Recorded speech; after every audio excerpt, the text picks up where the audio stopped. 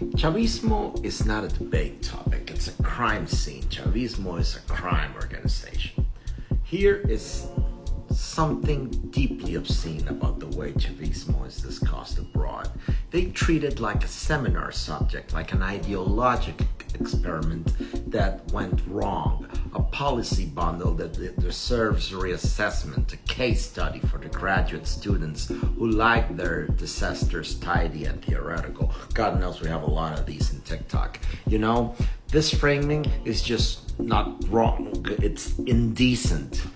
Chavismo is not an argument, it's not a school of thought, it's not a misunderstood project that deserves another round of nuance. Chavismo is a crime, it's a crime scene, and debating it as if it were an abstract proposition is like holding a panel on urban planning while standing over a mass grave.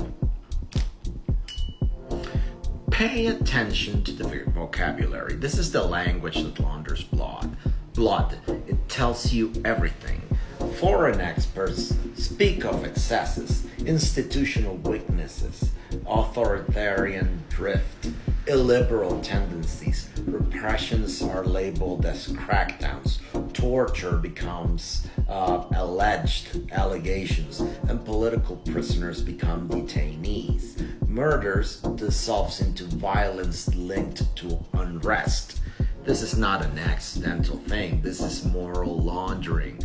Language is employed to bleach brutality, to turn deliberate cruelty into unfortunate side effects. And it works, especially on audiences that want to preserve their ideological self-image as progressive, compassionate, and historically literate.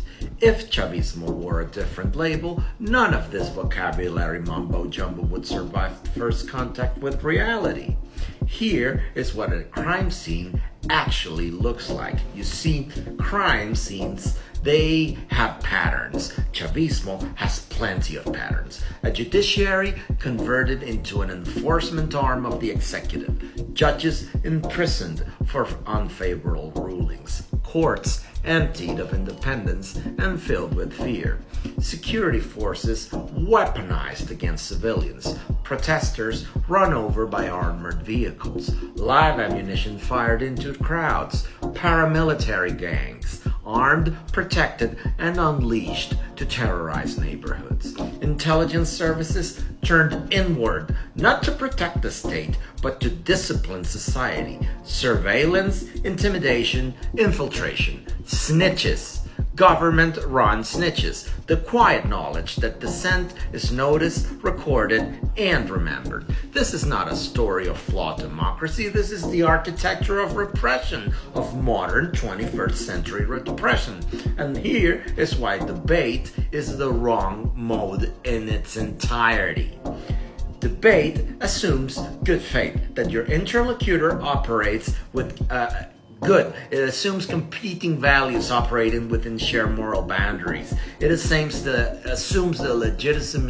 legitimacy of disagreement, but none of this applies here. You do not debate whether it's acceptable to jail judges, torture dissidents, starve populations through corruption, or annihilate institutions by design. You document it, you name it, and you judge it. Treating Chavismo as debatable is not neutrality, it's complicity disguised as sophistication. But these rules do not apply to the left. Here is the left's fatal exception. Here is the uncomfortable truth no one likes to say out loud. Chavismo benefits from a moral exception because it speaks the language of anti-imperialism, social justice, and redistribution. Its crimes, because of all this, they are granted patience, they're granted time, context, they assume good intentions, and this is indefensible. This exception is never granted to regimes that are on the other ideological side of the aisle. Their brutality is taken at face value, motive is relevant, and outcomes are enough. The asymmetry is not analytical rigor, it is ideological loyalty overriding moral clarity. what's with the obsession with intent and the disdain for consequences? Because the defenders of Chavismo abroad, they love intent. They cling to it like a life raft. Chavez meant well, Maduro meant well. They wanted equality. They challenged the imperialism. Meanwhile, the consequences, they pile up. They're like receipts. Millions displaced, institutions annihilated, a society psychologically warped by prolonged collapse. At some point, at any point, intent becomes irrelevant. No amount of righteous rhetoric can redeem a system that produces sustained structural harm on this scale. History does not judge regimes by their self-descriptions. It judges them by what they do. And this is why distinction matters.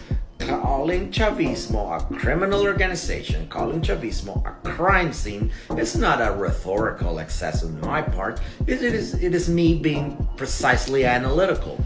Crime scenes demand investigators. They do not demand debaters. They demand evidence. They do not demand theorists. Accountability, not context patterns. As long as Chavismo is treated as a topic for discussion rather than a record of its crimes, its victims remain secondary to the comfort of those analyzing it from afar. And that ultimately is the point. Debate protects reputations. Judgment threatens them. So close the seminar and open the file. There's been enough roundtables. There's enough both sides, enough intellectual cosplay. Chavismo does not need better branding, deeper nuance, or kinder interpreters. It needs what every crime scene needs: honest language, clear eyes, and the courage to call things by their name. This was not a misunderstood revolution. It was a prolonged assault on a country. And no amount of debate will challenge the evidence lying in plain sight.